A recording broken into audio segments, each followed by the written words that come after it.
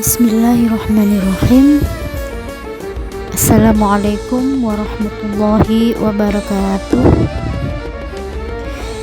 Baiklah guys, pada video kali ini saya akan kembali mengisahkan sebuah sejarah bagaimana berdirinya sebuah istana megah dan kerajaan Siak Sri Indrapura yang terletak di kota Siak, Kabupaten Siak, Provinsi Riau. Oke, bagaimana kelanjutan kisahnya? Oh iya, ini kan episode kelima ya. Kalau misalkan di antara teman-teman belum nonton episode 1 hingga episode keempat, sebaiknya tonton dulu video episode 1 hingga episode keempat biar nggak bingung buat ngikutin kisahnya ya.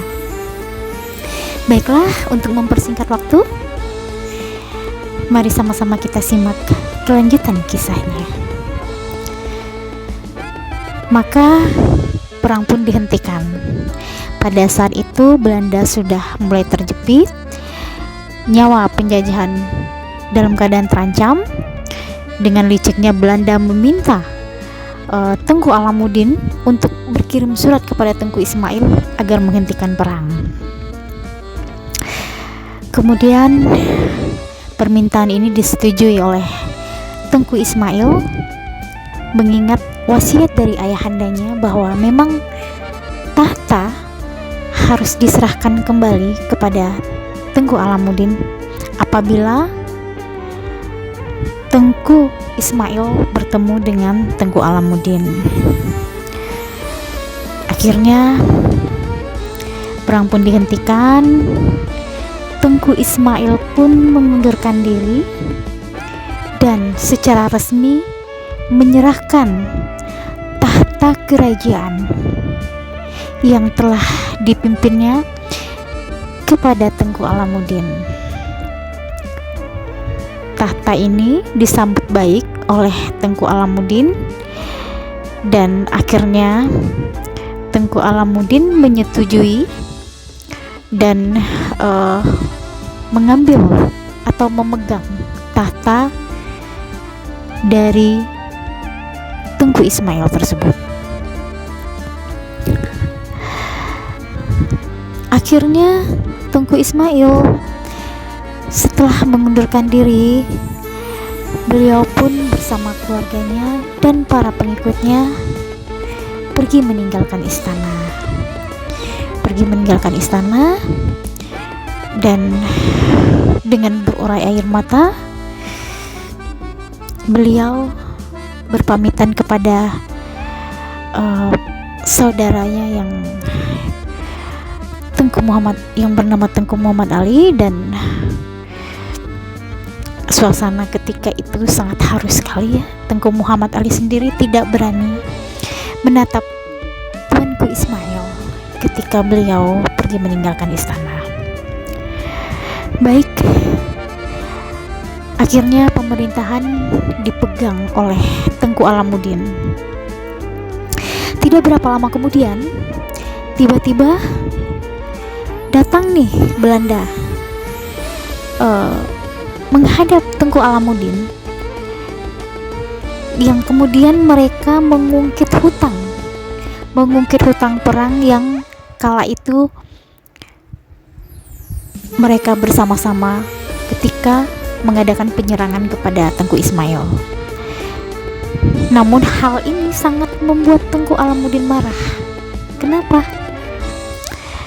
Dia merasa seharusnya hutang itu tidak perlu diungkit, maksudnya dia tidak perlu membayar, karena detik-detik terakhir itu Belanda sudah kalah, Belanda sudah dalam keadaan terjepit, Belanda nyawanya sudah dalam ancaman kematian, dalam banyak korban dari Belanda, yang akhirnya Belanda meminta kepada Tengku Alamuddin untuk menghubungi Tengku Ismail agar menghentikan perang, dan permintaan ini dituruti oleh Tengku Alamuddin, kemudian yang berkirim surat kepada Tengku Ismail untuk menghentikan perang. Maka selamatlah Belanda selamatlah Belanda, korban-korban tidak lagi berjatuhan gitu. Ya, bagi Tengku Alamuddin sendiri ibaratnya seperti menolong anjing yang terjepit ya gitu.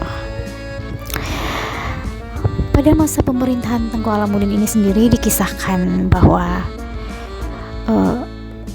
beliau dalam tahtanya ini sangatlah tidak bahagia.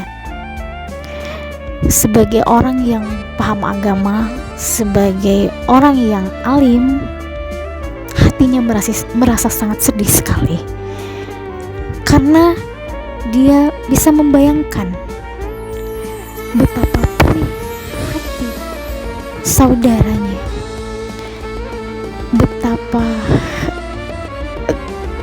nestapa yang diderita oleh saudaranya pada saat pengambilan tahta ini. Sementara ternyata memang sebenarnya kan Tengku Ismail sendiri tanpa perang pun memang sudah mau mengembalikan tahta itu kepadanya, namun karena kejahatan Belanda, kejahatan penjajah, kelicikan Belanda ini mempengaruhi dia untuk berperang melawan saudaranya sendiri, dan ini benar sangat membuat hati beliau sedih. Maka untuk mengobati kesedihan hatinya, beliau pun mengambil keputusan untuk pergi mencari daerah di mana beliau bisa menenangkan diri. Akhirnya beliau pergilah menuju ke satu tempat yang disebut dengan Senapelan, karena di Senapelan itu tempat di mana para pedagang berkumpul dari daerah Sumbar dan daerah sekitarnya untuk menjual hasil dagangan dari daerahnya masing-masing. Maka raja pun lebih senang berada di sana. Kemudian beliau pun membangun istananya di sana. Jadi istana beliau ini ketika itu ada dua, di Mempura dan di Senapelan, karena beliau memutuskan untuk bisa tinggal lama di sana. Maka beliau memutuskan membangun sebuah istana juga di Senapelan. Tidak berapa lama setelah beliau di Senapelan, tibalah masanya bahwa beliau ingin menikahkan atau mencarikan jodoh bagi putrinya. Jadi beliau ini memiliki 5 orang anak ya, 4 orang putra dan 1 orang putri. Anak pertama bernama Tengku Muhammad Ali, sedangkan putrinya adalah anak kedua yang bernama Tengku Embun Badariah, yang ketiga bernama Tengku Akil, yang keempat bernama Tengku Hawi, sedangkan anaknya yang bungsu yaitu yang kelima bernama Tengku Usman.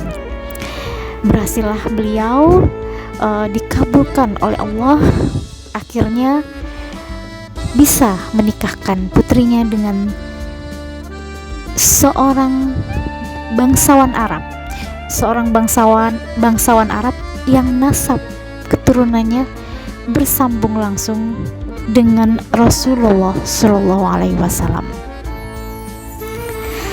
Setelah menikah, Sayyid Usman tinggal di istana bersama putrinya. Kemudian Sayyid Usman menjabat di istana itu sebagai panglima besar di Kesultanan Siak Sri Indrapura. Menikahnya Tengku Embun Badariah ini dengan Sayyid Usman benar-benar membawa pengaruh yang besar di Siak, khususnya di istana ya. Jadi sistem kerajaan itu benar-benar memegang syariat Islam. Islam semakin berkembang di kota Siak. Banyak orang yang mengenal Islam dan banyak yang masuk Islam ketika itu. Kemudian sistem yang di dalam kerajaan pun pada masa Sayyid Usman itu ikut berubah. Jadi sudah ditetapkan secara resmi pada masa beliau sudah berada di istana, karena nama besar beliau, maka bisa membawa dampak dan pengaruh besar yang lebih baik, termasuk gelar kebangsawanan pun ikut berubah di dalam istana. Jadi udah ditetapkan bahwa bila keturunan Sayyid Utsman nanti yang menjadi raja, itu akan mendapat gelar tidak hanya Sayyid tetapi juga Syarif. Jadi As-Sayyidis Syarif gitu, untuk memuliakan keturunan dari beliau. Kemudian untuk menjaga pertalian, gelar itu juga fungsinya untuk menjaga pertalian nasab dari sebelah laki-laki ya. Kalau misalkan anak beliau yang bukan menjadi raja, itu gelarnya menjadi Tengku Sayyid bila beliau menikah dengan Syarifah. Tetapi bila bangsa Arab menikah tidak dengan atau dengan rakyat perempuan biasa atau non Syarifah, maka gelarnya itu Wan saja gitu. Jadi begitulah awal mula gelar kebangsawanan di Kesultanan Siak Indrapura itu memakai gelar Tengku. Maksud saya dari atas ya, gelarnya Syarif, Tengku Sayyid, Tengku, dan Wan gitu. Baik, kita kembali lagi ke Tengku Alamuddin. Jadi setelah beliau menikahkan putrinya, Tengku Alamuddin ini tetap memilih tinggal di Senapelan. Jadi tidak hanya rumah, akhirnya di sana beliau juga membangun sebuah masjid atau mendirikan sebuah masjid yang kita kenal sekarang dengan Masjid Raya Pekanbaru ya. Masjid Raya Pekanbaru itu beliau itu yang mendirikannya gitu. Beliau menghabiskan masa tuanya di sana, kemudian beliau pun memasuki masa uzurnya di sana dan wafat di sana, akhirnya dimakamkan juga di sana, yaitu dekat dengan masjidnya. Jadi masjid dengan istana ini jaraknya tidak terlalu jauh ya. Sekarang daerah itu disebut dengan Kampung Bukit gitu. Jadi Kampung Bukit, Senapelan, Pekanbaru. Setelah Tengku Alamuddin wafat, beliau tahta kesultanannya diwariskan kepada anaknya yang pertama, yaitu Tengku Muhammad Ali. Maka dinobatkanlah anak pertama beliau yang bernama Tengku Muhammad Ali sebagai Sultan yang kelima. Namun pada masa pemerintahan Tengku Sultan Muhammad Ali ini sendiri, beliau lebih sering berada di Senapelan mengikuti jejak ayahnya gitu. Beliau lebih banyak memilih tinggal di Senapelan gitu, dan akhirnya membuat keadaan kerajaan yang berada di Mempura sendiri terbengkalaikan, tidak ada yang memimpin. Pada masa itu terdengarlah kabar terbengkalai istana itu oleh Tengku Ismail. Kemudian kesempatan bagi Tengku Ismail untuk dengan alasan bahwa kerajaan ini terbengkalai dan tetap membutuhkan yang memimpin di dalam istana tersebut gitu. Maka Tengku Ismail pun segera menghimpun kekuatan, kemudian mengambil alih tata kerajaannya kembali yang ada di Mempura. Tengku Muhammad Ali sendiri melihat hal tersebut, beliau oke-oke saja, beliau mengalah beliau mengalah dan menyilahkan Tengku Ismail untuk duduk di tahta sebagai sultan di kerajaan Siak Sri Indrapura yang saat itu berada di Sungai Mempura. Sedangkan Tengku Ismail sendiri pun sangat mengasihi kemenakannya tersebut. Beliau bagaimanapun itu adalah saudaranya, itu adalah keluarganya. Tengku Muhammad Ali kemudian diberi gelar Raja Muda oleh beliau dan tetap memilih tinggal di Senapelan ya saat itu. Tidak lama kemudian Tengku Ismail karena sudah memasuki usia yang tua, akhirnya beliau pun wafat dan mangkat. Kemudian pada akhir kisah hidupnya, beliau kembali menduduki Kesultanan Siak,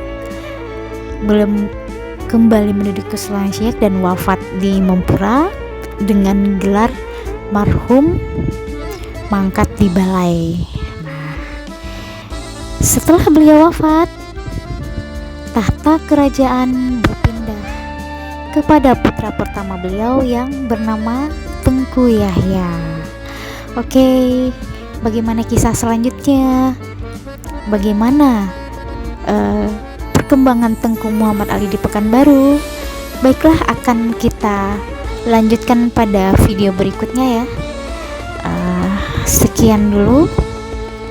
Terima kasih. Wassalamualaikum warahmatullahi wabarakatuh.